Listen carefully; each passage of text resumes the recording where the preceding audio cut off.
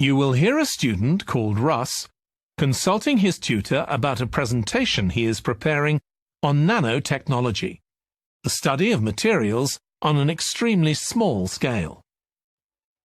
First, you have some time to look at questions 21 to 25.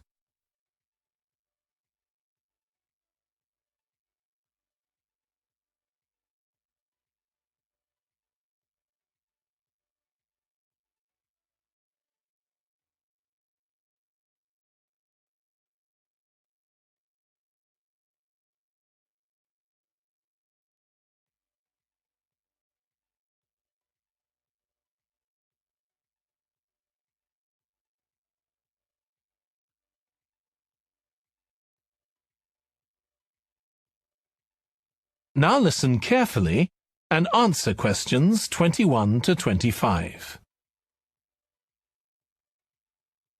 Come in, Russ. Thank you.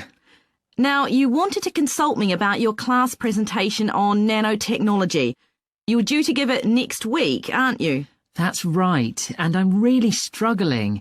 I chose the topic because I didn't know much about it and wanted to learn more, but now I've read so much about it, in a way there's too much to say.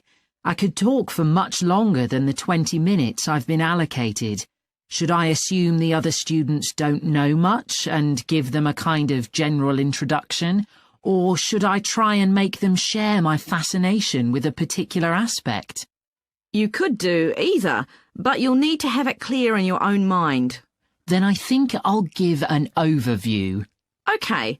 Now, one way of approaching this is to work through developments in chronological order. Uh-huh.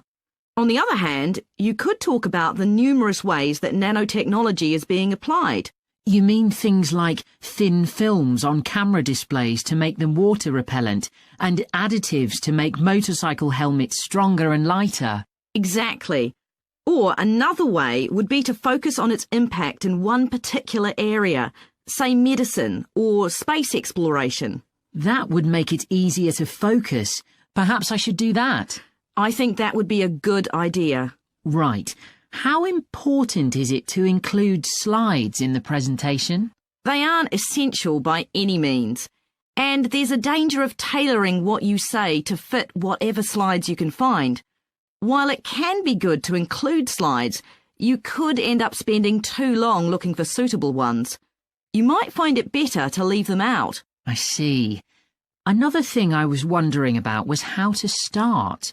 I know presentations often begin with, first I'm going to talk about this, and then I'll talk about that.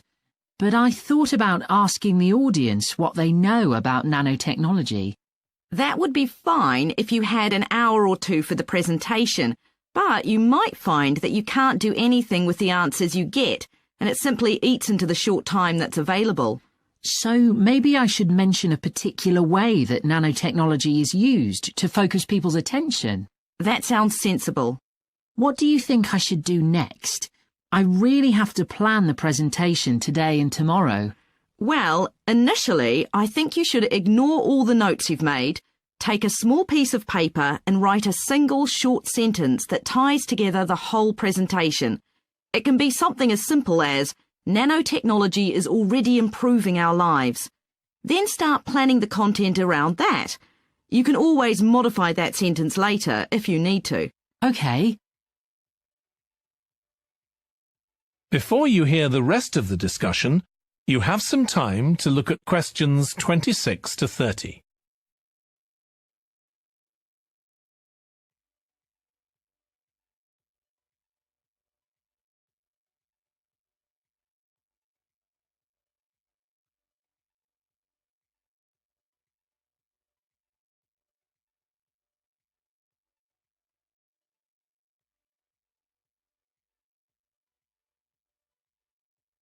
Now listen and answer questions 26 to 30.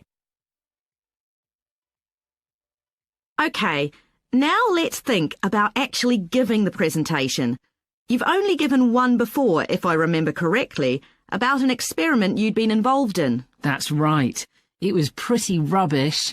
Let's say it was better in some respects than in others. With regard to the structure, I felt that you ended rather abruptly, without rounding it off. Be careful not to do that in next week's presentation. OK. And you made very little eye contact with the audience because you were looking down at your notes most of the time. You need to be looking at the audience and only occasionally glancing at your notes. Your body language was a little odd. Every time you showed a slide, you turned your back on the audience so you could look at it. You should have been looking at your laptop. And you kept scratching your head, so I found myself wondering when you were next going to do that, instead of listening to what you were saying. Oh dear. What did you think of the language? I knew that not everyone was familiar with the subject, so I tried to make it as simple as I could. Yes, that came across. You used a few words that are specific to the field, but you always explained what they meant, so the audience wouldn't have had any difficulty understanding. I must say, the handouts you prepared were well thought out. They were a good summary of your presentation, which people would have been able to refer to later on, so well done on that. Thank you. Well, I hope that helps you with next week's presentation. Yes, it will. Thanks a lot. I'll look forward to seeing a big improvement then.